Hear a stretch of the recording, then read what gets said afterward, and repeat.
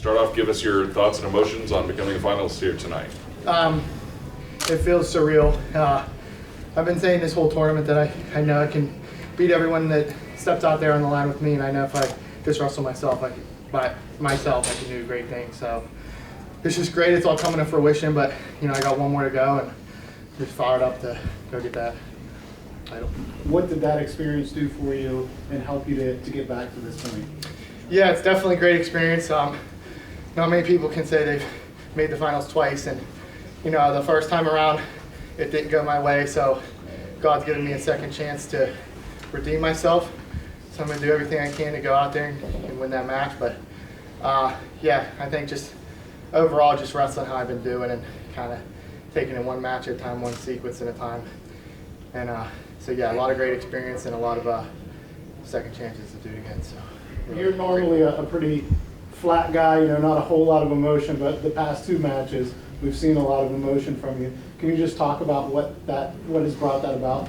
Yeah, a lot of it's just come from I've gone from some of the highest highs in my career when I made the finals to one of my lowest lows, obviously not making the podium last year. So it has been a long road since the Friday last March.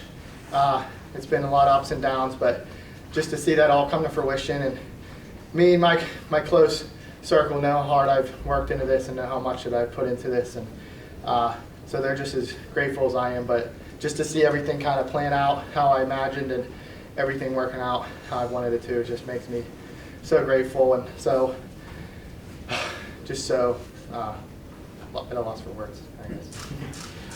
Nino, after the quarterfinals, you had talked about how you were happy you wrestled a lot of these guys at 197. Ethan Laird wasn't one of them, and he kind of gave you a little bit of a different matchup. He has that kind of like a rubber knee, right? Yeah. And it definitely affected the way you attacked in your offense. What was the game plan like, and in-match adjustments that you made to get that takedown? Yeah, I know.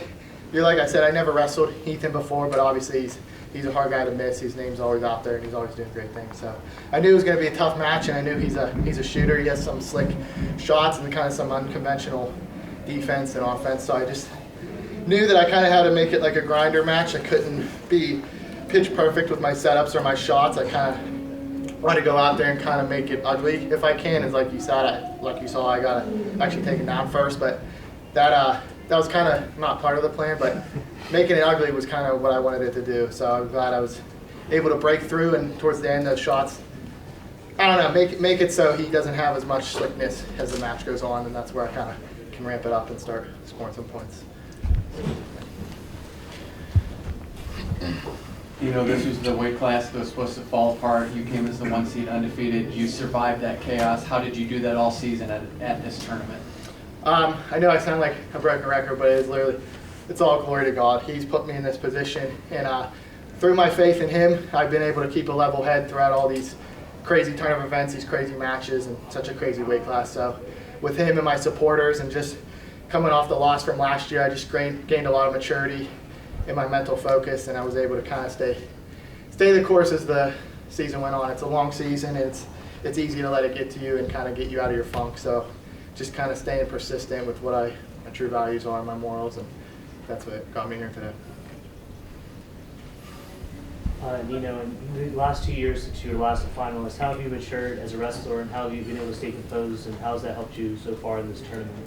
Yeah, I've matured in a way that it kind of took, at least for me, it took me a devastating loss of last year's tournament to kind of get through it. And it was kind of different from previous years because I've made the round of 12 before, and I've lost, which is obviously still sad. But to go from making the finals to not making it the next year, not even placing, was it was a big thing for me. So I think what's helped me. Sorry, what was your question? Yeah, like how have you matured? How have I matured? Yeah, I've matured by just not letting my achievements and these expectations myself. I have high goals for myself, and that was it's easy for it to get in the way of my wrestling and my progress. And I feel like last year I was wrestling to win and go back to where I was, and I think that hindered me and it tightened me up.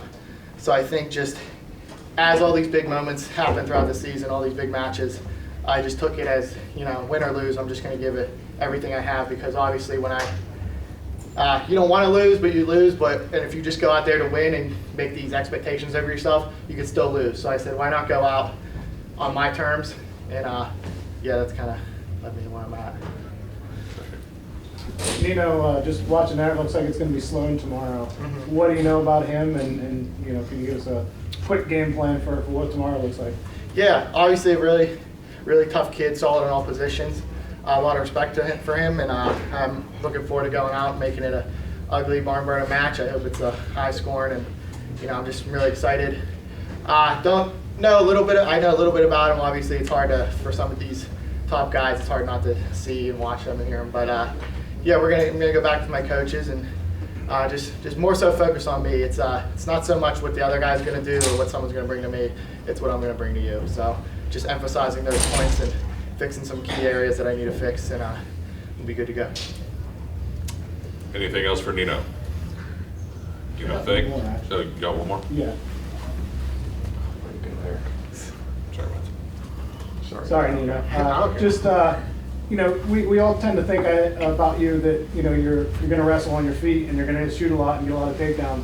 But I think your riding gets overlooked sometimes. And early on in this one, that was a key when you did get a takedown, that you were able to ride him for an extended period of time. Yeah. Can you talk about that and how you've improved in that area? Yeah, I spent a lot of emphasis this year as well as my mental and obviously my key areas on my feet to really dictate the match top and bottom.